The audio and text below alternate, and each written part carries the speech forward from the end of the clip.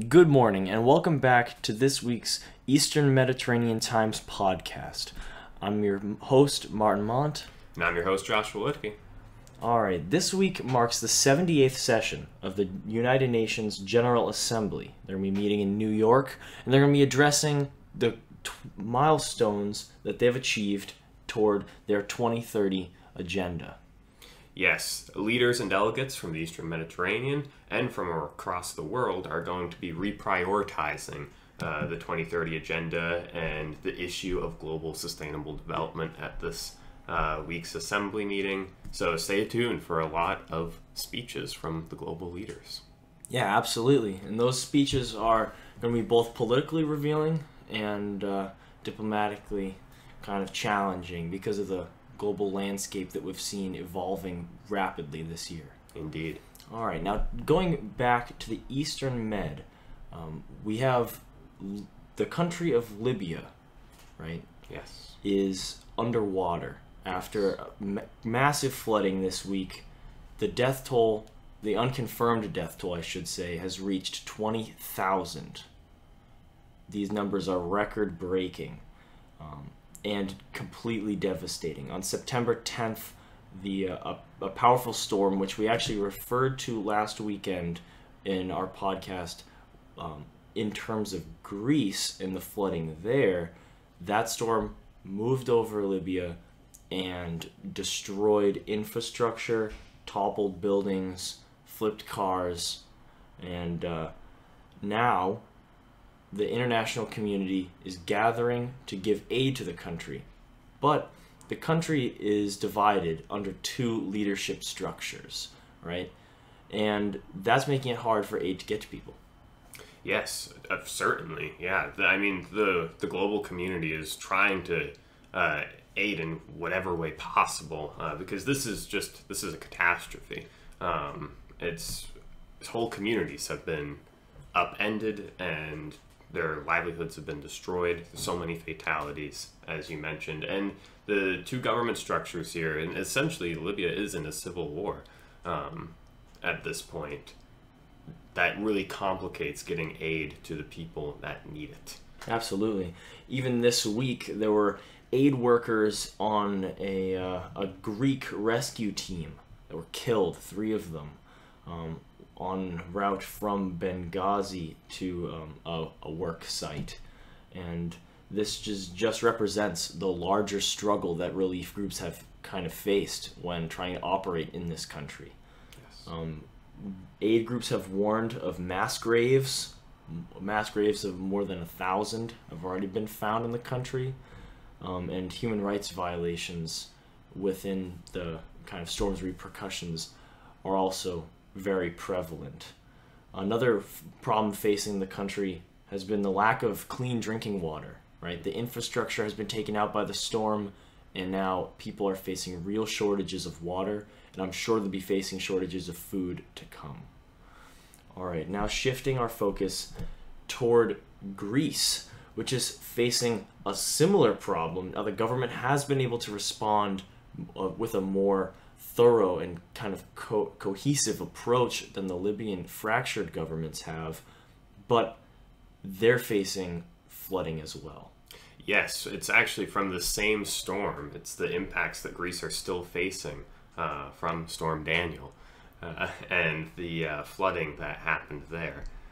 It's mainly in the agriculture-rich region in central Greece that has been impacted by these floods, and 17 people have unfortunately passed, and hundreds of thousands of livestock have also died, which has led to concerns over clean water, the potential risk for disease increase. The government has been trying to handle the situation and curb the damages. However, the people in Greece have been seeing all these crises, from the wildfires that have been happening this summer to now this flooding, and they're starting to be frustrated with the government. Yeah, absolutely. The government is definitely facing kind of lashback over their kind of lack of response and struggle to response there, and of course the local economies are definitely hurting. Right. I mean, 61% of Greeks have a disapproval of the government right now, most recent polling, and that region is 5% of Greece's economic output. So the damages are going to be in the billions. Absolutely. Now, shifting over to another island, this one controlled by Italy's government. Giorgia Meloni, the PM of Italy, took a trip to Lampedusa, island off of the coast of Tunisia. This week, Lampedusa has become a hotspot for migration and could be an Achilles heel of sorts for the Eurozone and its migration concerns. The 7.8 square mile island just off the coast of Tunisia has been home to a lot of migrants who are trying to get to Europe, get that safety of being within the European net, and it's probably one of the easiest places to get to from the coast of Africa, one of the safest. Now, safe does come with a caveat here. Thousands have died, small children, women. It's still a catastrophe.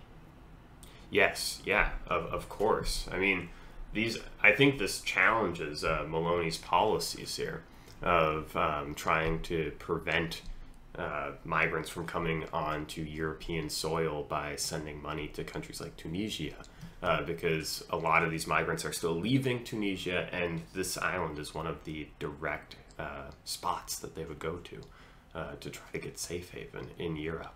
And the casualties and fatalities that have been occurring definitely bring up human rights concerns from multiple people. I mean, just judging the Italian government and the Tunisian government, for example.